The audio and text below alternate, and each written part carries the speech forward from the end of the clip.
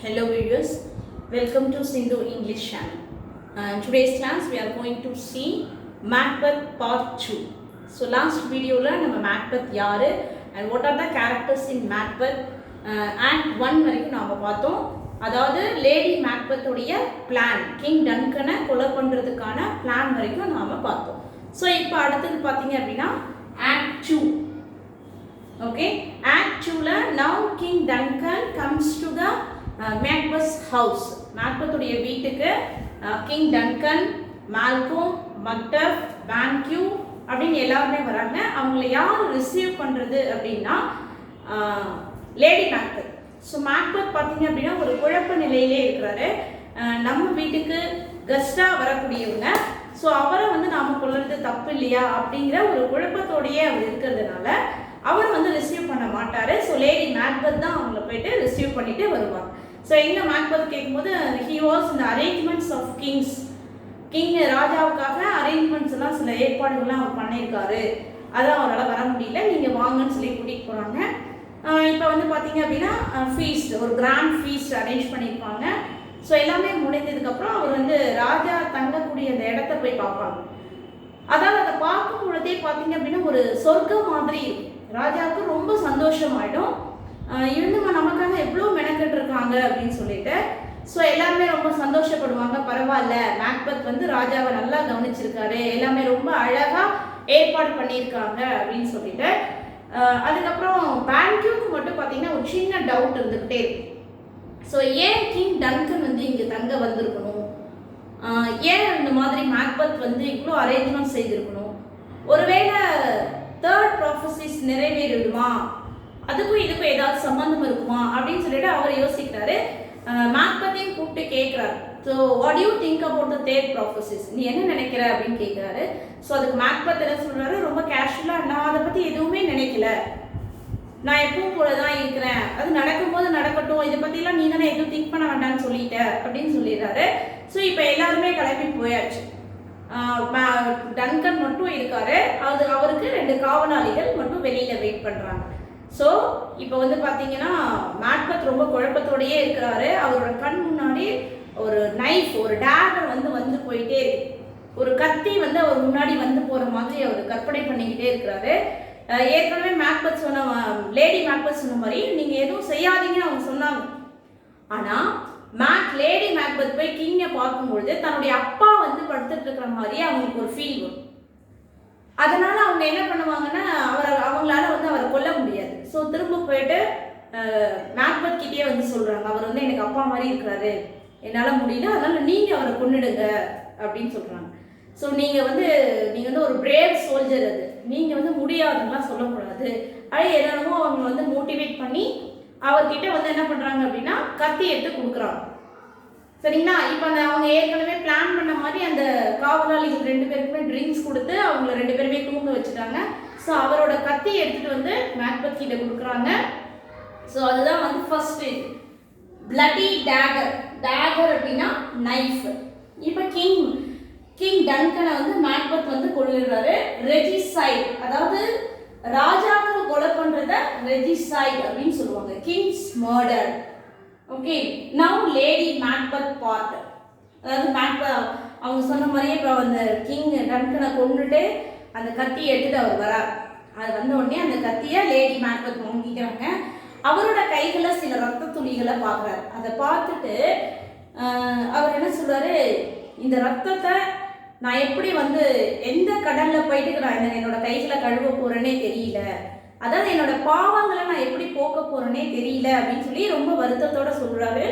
So இப்போ lady Macbeth என்ன பண்ணுறாங்கன்னா அந்த டேகரை அவங்க கையில் வாங்கிக்கிறாங்க. அவங்க சொன்ன மாதிரியே போயிட்டு அந்த காவலாளிகளுடைய இடத்துலேயே வச்சுட்டு அவங்க மேலே சில ரத்த துளிகள் எல்லாத்தையும் செஞ்சுட்டு, ஸோ அந்த கொலையை வந்து அவங்க தான் செஞ்சாங்கன்ற மாதிரி எல்லா ஏற்பாடுகளையும் செஞ்சிடறாங்க. அதான் வந்து லேடி மேக்பெத் பார்ட் செஞ்சுட்டு வந்து இப்போ வந்து மேக்பெத் கிட்ட காட்டுறாங்க, இங்கே பாருங்க, என்னோட கைகள்லேயும் ரத்த கரைகள் இருக்கு, அதாவது நீங்கள் செய்த பாவங்களில் எனக்கும் பங்கு இருக்கு. ஸோ இப்போ இந்த ரத்த கரையை போக்குறதுக்கு வேற ஒன்றும் இல்லை, just pour some water. So கொஞ்சம் தண்ணியை போட்டு நம்ம கையை கழுவினாலே ரத்தக்கரை போயிடும். அந்த மாதிரி தான் இது. நீங்கள் இதை பற்றி எதையும் ஃபீல் பண்ணாதீங்க, நீங்க அடுத்தது ராஜாவா ஆக போறீங்க, அந்த ஒரு எண்ணம் அவங்க எல்லாரும் போய் படுக்க போயிடுறாங்க. ஸோ இப்போ அடுத்த சீன் பார்த்தீங்க அப்படின்னா இப்போ வந்து ராஜா கொண்டுட்டாரு, என்ன நடக்க போதோ அப்படிங்கிற ஒரு ஒரு ஒரு நம்ம என்ன ஆக போகுது ஒரு ஆர்வமாக நடுக்கத்தோடு இருக்கக்கூடிய சீன்.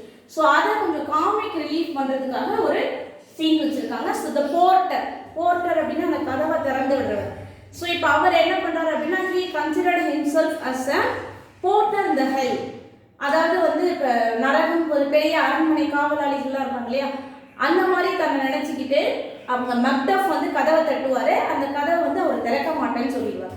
ஸோ ஏன் திறக்க மாட்டேன் அப்படின்னு அப்புறம் சில வேடிக்கையான சில விஷயங்கள் எல்லாத்தையும் சொல்லி ஒரு ஃபைனலாக ஒரு கதவை திறந்துடுறாங்க. there is a comic scene. So எப்போ அப்படின்னா when Macduff opens the door அப்படின்னு கேட்கலாம் சரிங்களா. ஸோ அதுக்கப்புறம் Macduff discovers Duncan's dead body. முதல்ல போயிட்டு மக்டஃப் போயிட்டு ராஜாவை எழுப்பதுக்காக போறாரு. அங்க ராஜா வந்து ரொம்ப கொடூரமான முறையில கொலை செய்யப்பட்டிருக்கிறத பார்க்குறாரு. பார்த்து ரொம்ப ஆச்சரியம் அடைஞ்சிட்டாரு, ஷாக் ஆயிடுச்சு. So now he informs to everyone. So Lady Macbeth Banquo எல்லாரும் வராங்க. ஸோ லேடி மேக்பெத்தும் பேன்க்யூ போய் பார்க்குறாங்க. ஸோ லேடி மேக்பெத் வந்து எதுவுமே நடக்காத மாதிரி மயக்கம் போட்டு கீழே விழுறாங்க. ஸோ இப்போ மேக்பெத் பார்த்தீங்க அப்படின்னா யார் இப்படி செஞ்சது அப்படின்னு சொல்லிட்டு ஒருவேளை இந்த காவலாளிகிட்ட தான் ரத்தம்லாம் சிந்தி கிடக்கு, அவங்களுடைய கத்தியினால தான் கொண்டு இருக்காங்கன்னே உடனே அவங்க எங்க உண்மையை சொல்லிடுவாங்கன்னு சொல்லிட்டு மேக்பெத் என்ன பண்றாரு அப்படின்னா அந்த 2 காவலாளிகளை உடனே கொண்டுடுறாரு. அதாவது ராஜா மேல இருக்கிற பற்றுனால நான் செஞ்சேன் அப்படிங்கிற மாதிரி அந்த கோவத்துல நான் அவங்களை கொண்டுட்டேன் அப்படின்னு சொல்ற மாதிரி Macbeth kills the 2 bodyguards in charge. அவங்கள கொண்டுடுறாரு. ஸோ இதை பார்த்த உடனே அவருடைய கிங் டன்கனுடைய எல்டர் சன் மால்கோம் வந்து பார்க்குறாரு, தன்னோட அப்பா கொடூரமான முறையில் கொலை பண்ணது. ஸோ தனக்கும் ஆபத்து இருக்குது அப்படிங்கிறத அவர் உணர்ந்துட்டார். ஸோ தன் அப்பாவை கொல்லவங்களுக்கு நம்மளை கொல்றதுக்கு எவ்வளோ நேரம் ஆகும். ஸோ அதனால் அவர் என்ன பண்ணுறாருன்னா ஸ்காட்லாண்டில் தனக்கு சேஃப் பாதுகாப்பு இல்லைன்னு சொல்லிட்டு he moves on to England.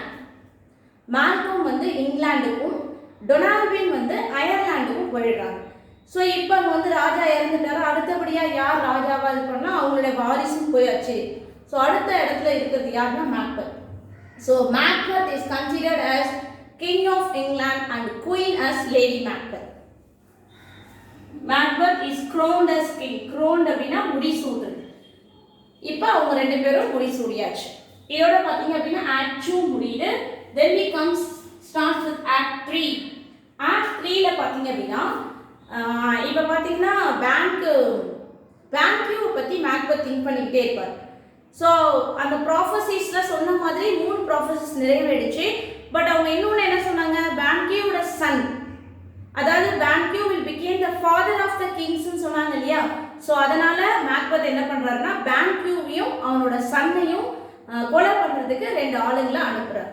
So ஒரு பக்கம் அவங்க 2 பேரையும் கொலை பண்ணுறதுக்கு அனுப்புவார், இந்த பக்கம் தன் மேலே வந்து பழி விடாமல் இருக்கணுங்கிறதுக்காக ஒரு கிராண்ட் பார்ட்டியை ஒன்று ஆரம்பிப்பார். அதாவது முக்கியமான தலைவர்கள் எல்லாருமே அந்த பார்ட்டிக்கு வர சொல்லுவார். ஸோ அங்கே வந்து பேன்க்யூ எங்கன்னு சொல்லிட்டு அவரே கேட்குறாரு. ஸோ என்னாச்சுன்னு தெரியல, பேன்க்யூ இன்னும் வரலை அப்படின்னு சொல்கிறாங்க. ஸோ அங்கே 2 பேர் என்ன பண்ணுறாங்க அப்படின்னா பேன்க்யூவை கொலை பண்ணும்பொழுது பேன்க்யூ வாஸ் ஸ்லேன். பேன்க்யூ இறந்துருவார் கத்தியால் குத்தப்பட்டு. பட் ஃபிலியான்ஸ், அவருடைய மகன் ஃபிலியான்ஸ் வாஸ் எஸ்கேப். அவர் வந்து என்ன பண்ணுவார் அப்படின்னா எதிரிங்க கிட்ட தப்பிச்சு போயிடுவார். ஸோ இப்போ வந்து அந்த நியூஸ் வந்து மேக்பெத்துக்கு வருது. ஸோ அதை பார்க்கும்பொழுது இப்போ எல்லாருக்கும் வந்து கிராண்ட் ஃபீஸில் சீட் அரேஞ்ச் பண்ணியிருப்பாங்க இல்லைங்களா, அதில் பேன்க்யூவோட சீட் பார்த்தீங்கன்னா ஃபஸ்ட்டு எம்டியாக இருக்கும். ஸோ இப்போ இவர் வந்து சொன்னதுக்கு அப்புறமா என்ன ஆகுது அப்படின்னா மேக்பெத் வந்து பேன்க்யூ உட்கார்ந்துருக்கிற மாதிரியே தெரியும். ஸோ மற்ற யாருக்கும் தெரியாது, ஆனால் இவருக்கு மட்டும் அந்த பேன்க்யூ உட்கார்ந்துருக்கிற மாதிரியும் முன்னாடி பின்னாடி வந்து பேன்க்யூ வந்து ஏதோ ஆர்கியூமெண்ட் பண்ணுற மாதிரியும் அவரை மேலே அப்படி சீன்ற மாதிரியெல்லாம் அவருக்கு மட்டும் தெரிஞ்சு இவர் தன்னை தானே செய்யாத தனக்கு தானே பேசிக்கிறார். ஸோ இதை எல்லாத்தையும் பார்த்த உடனே மேக்பெத்துக்கு என்னமோ ஆச்சு அப்படின்னு சொல்லி எல்லாரும் இது பண்ணுறாங்க. ஸோ அப்போ லேடி மேக்பெத் என்ன பண்ணுறாங்கன்னா எவ்வளவோ கண்ட்ரோல் பண்ணி பார்க்கலாம், மேக்பெத்தை அமைதியாக இருன்னு சொல்லி பார்ப்பாங்க, பட் கேட்க மாட்டாங்க. ஸோ அதனால் என்ன பண்ணுறாங்கன்னா அவருக்கு வந்து உடம்பு சரியில்லை, கிங் டன்கன் இறந்து அது அடிக்கடி அவர் நினச்சதுனால இந்த மாதிரி ஆயிட்டாரு, ஸோ நான் அவரை கூட்டிகிட்டு போகிறேன்னு சொல்லிட்டு மீட்டிங்கை அதோட கேன்சல் பண்ணிட்டு போயிடுவாங்க. இப்போ பேன்க்யூ இறந்தது விஷயமும் தெரிஞ்சிச்சு. ஸோ அங்கே இருக்கக்கூடிய மக்களுக்கு எல்லாருக்கும் என்ன ஆகுது அப்படின்னா மேக்பெத் மேலே சந்தேகம் வருது. ஸோ அதில் ஒருத்தர் யார் அப்படின்னா மக்டஃப். ஏற்கனவே வந்து அவர் தான் ஃபர்ஸ்ட் டன்கனுடைய டெட் பாடியை பார்த்துக்கொடு. அவர் என்ன பண்ணுறாரு, இல்லை மேக்பெத் மேலே சந்தேகம் வந்து, ஸோ இல்லை மேக்பெத் ஏதோ சூழ்ச்சி பண்ணி தான் ஆட்சி புரிகிறாங்க, ஸோ அதனால வந்து ஒரு நல்லவர்கிட்ட தான் இந்த நாடு ஒப்படைக்கணும்னு சொல்லிட்டு he moves to London. Macduff meets Malcolm in England. So இங்கிலாந்துக்கு போயிட்டு மக்டஃப் வந்து மேல்கோமை சந்திச்சு மேக்பெத் மேலே ஏதோ சந்தேகம் இருக்குது, அதனால நம்ம எல்லாரும் சேர்ந்து மேக்பெத் மேலே போர் தொடுத்து மீண்டும் நீங்கள் ஸ்காட்லாண்டில் ஆட்சி புரியணும் அப்படின்னு அவர் சொல்கிறார். ஸோ இந்த சீன்ஸ் பார்த்தீங்க அப்படின்னா அப் டு திஸ் ஆக்ட் 3 இதோட முடியுது. Next act 4. ஓகே, மேக்பெத்துக்கு ஆனால் வந்து இன்னமும் வந்து அந்த ஃபியான்ஸ் எஸ்கேப் ஆனதுனால ஒரு உறுத்தல் இருந்துக்கிட்டே இருக்கு. ஸோ அதனால he go on meet again the 3 witches. திரும்பவும் அந்த 3 witches போய் சந்திக்கிறாரு, தன்னுடைய எதிர்காலம் எப்படி இருக்கும் அப்படிங்கிறத தெரிஞ்சுக்கணும் அப்படிங்கிறதுக்காக. ஸோ அந்த Macbeth decides to see the weird sisters and she gives 3 apparitions. apparitions அப்படின்னா தான் கண் முன்னாடி சில உருவங்கள் வந்து போகிற மாதிரி காமிக்கிறாங்க, வாயால் சொல்லாமல் அந்த பிக்சர்ஸ் வந்து சொல்கிற மாதிரி காமிக்கிறாங்க. அதில் ஃபர்ஸ்ட் யார் வராங்க அப்படின்னா ஒரு ஹெட் மட்டும், ஒரு தலை, அது மட்டும் வந்து என்ன பேசும் அப்படின்னா be aware of 10 of 5. 10 of 5 யார் அப்படின்னா மக்டஃப் கிட்ட கொஞ்சம் நீ கவனமா இரு, be aware of 10 of 5.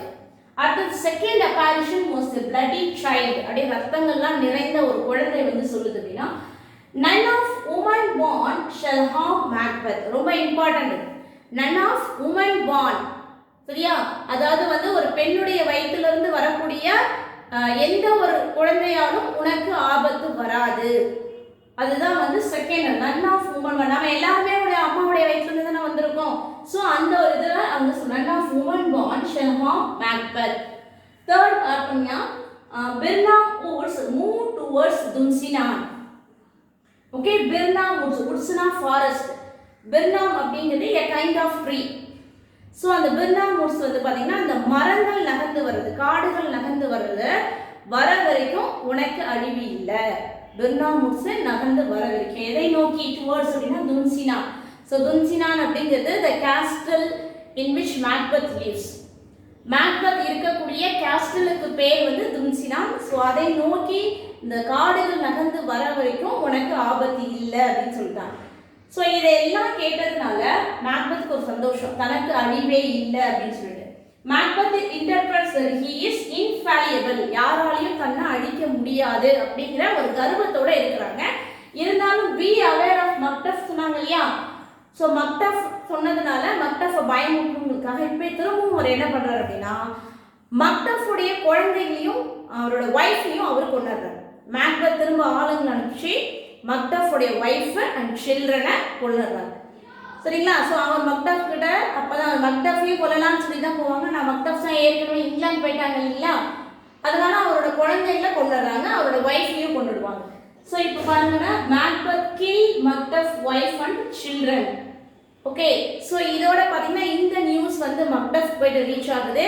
So Macduff பார்த்தீங்கன்னா அதுக்கு முன்னாடி he acts as a patriotic, ஒரு தேசபக்தியோட ஒரு நாடு வந்து நல்லவர் கையில் இருக்கணுங்கிறதுக்காக தான் நினைச்சார். ஆனால் தன்னோட ஒய்ஃபு தன்னோட எல்லா குழந்தைங்களையும் அவர் கொண்டுட்டாருன்னு தெரிஞ்சதுக்கப்புறம் Macduff acts as a direct revenge on Macbeth. மேக்பெத்துடைய முதன்மை எதிரியா மக்டஃப் மாறிடுறார். ஓகே, எப்படியாவது மேக்பெத்தை அழிச்சே ஆகணுங்கிற ஒரு வெறியோட அவரே என்ன பண்றாருன்னா போர் தொடுக்க ஆரம்பிக்கிறாங்க. நெக்ஸ்ட் பார்த்தீங்கன்னா we move on to the act 5. now here we are seeing here lady Macbeth. So Lady Macbeth பார்த்தீங்கன்னா முதல்ல டன்கனை மட்டும்தான் கொலை பண்ண சொல்லுவாங்க, மற்ற எந்த ஒரு கொலைகளுக்குமே வந்து அவங்க சம்மதம் இல்லை. பட் இருந்தாலும் அவங்களுக்கு தெரியாம தான் எல்லாமே வந்து இதுக்கப்புறம் வந்து மேக்பெத்தே தான் ஊனா செய்வார். ஸோ அப்போ நடந்த அந்த நிகழ்வு டன்கனை கொலை பண்ணாங்க இல்லைங்களா, ஸோ அந்த நிகழ்வு அவங்களுக்குள்ளார அடிக்கடி வந்துகிட்டே இருக்கிறதுனால lady Macbeth suffers drama and sleep walking.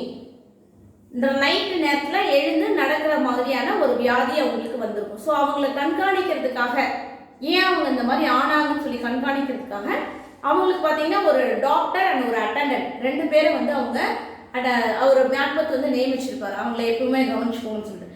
So ஒரு நாள் அவங்க நைட்டு அவங்க வராங்க, எழுந்து வராங்க. வரும்போது என்ன பார்த்தாங்க அப்படின்னா எனக்கு ஏதோ சத்தம் கேட்குது எனக்கு ஏதோ சத்தம் கேட்குதுன்னு சொல்கிறாங்க. அப்புறம் பார்த்தீங்கன்னா என்னோட கைகளை வந்து எவ்வளோ கழுவுனாலும் இந்த கரையெல்லாம் போகவே மாட்டேங்குது, இந்த ரத்த கரை போகவே மாட்டேங்குது. நான் எவ்வளோ பர்ஃப்யூம் போட்டாலும் ஸ்மெல் பண்ணால் அந்த பிளட் ஸ்மெல்லே தான் என் கையில் வருது அப்படின்னு அவங்க வந்து என்ன பண்ணாங்க, சும்மா வெறும் கை தான் அவங்க என்ன பண்ணிகிட்டே இருக்காங்கன்னா வாஷ் பண்ணிக்கிட்டே இருக்காங்க. ஸோ இதை அந்த அட்டண்டன்ட்டும் அந்த டாக்டரும் கவனிக்கிறாங்க. ஸோ அவங்களுக்கு அது புரிஞ்சு போச்சு. ஸோ இவங்க தான் வந்து கிங் டன்கனை கொலை பண்ணியிருக்காங்க, அதோட எஃபெக்ட் தான் அவங்களுக்கு இந்த மாதிரியெல்லாம் நோய் வந்திருக்கு தெரியுது.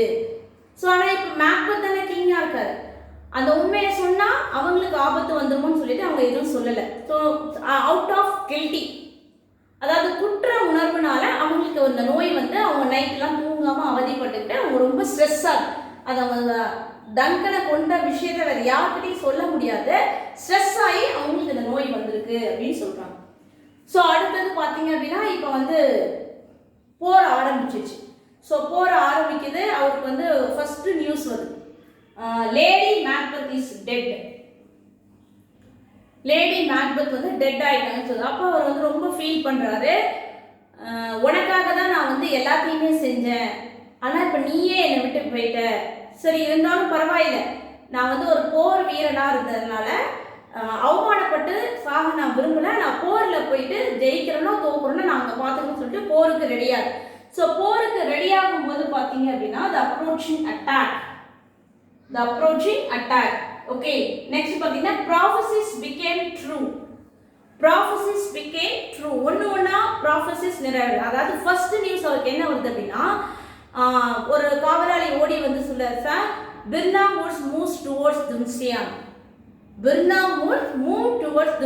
அப்படின்னு சொல்றாரு. என்னன்னா மக்டஃப் வந்து அந்த ஐடியா பண்ணியிருப்பார். அதாவது சோல்ஜர்ஸ் எல்லாரையுமே வந்து அந்த பிர்னாமுட்டோடைய மரக்கிளைகள் இருப்பாரு, அந்த மரக்கிளைகளை வந்து என்ன பண்ணுவாங்கன்னா கட் பண்ணி அவங்க முன்னாடி வந்து ஒரு பாதுகாப்பு கவசமாக ஆடை அணிவிக்கிற மாதிரி அதை செஞ்சு எடுத்துக்குவாங்க.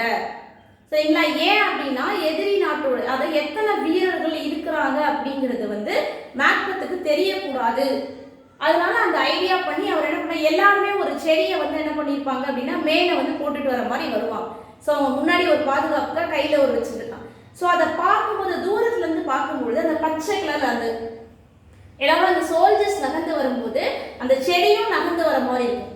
அதுதான் பார்க்கறதுக்கு பிர்னா மூவ் டுவர்ட்ஸ் துன்சியான் அப்படின்னு சொல்கிறாங்க.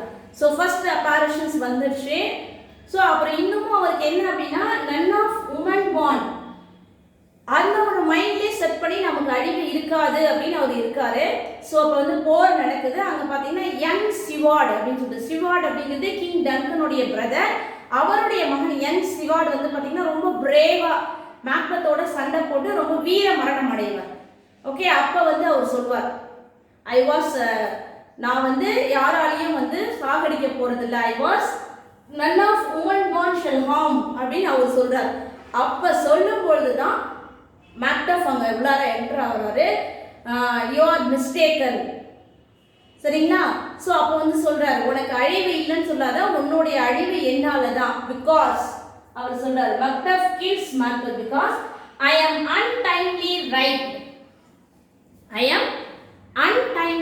ரொம்ப இம்பார்ட்டன்ட். அது என்ன அப்படின்னா, அதாவது இப்போ வந்து நார்மலாக சுகப்பிரசவம் ஆகிறவங்க அம்மாவுடைய வயிற்று வழியாக வருவாங்க. ஸோ இவர் பார்த்தீங்க அப்படின்னா அந்த சிசேரியன் முறையில் பிறந்திருப்பார். சரிங்களா? இப்போ தான் வந்து சிசேரியன் அப்படிங்கிறது ரொம்ப காமன் ஆயிடுச்சு. ஸோ அப்போ தான் பார்த்தீங்கன்னா எங்கேயாவது யாராவது ஒரு இடத்துல தான் அந்த மாதிரி நடக்கும். ஸோ அதை தான் வந்து அங்கே மென்ஷன் பண்ணியிருப்பாங்க, அன்டைம்லி ரைட்.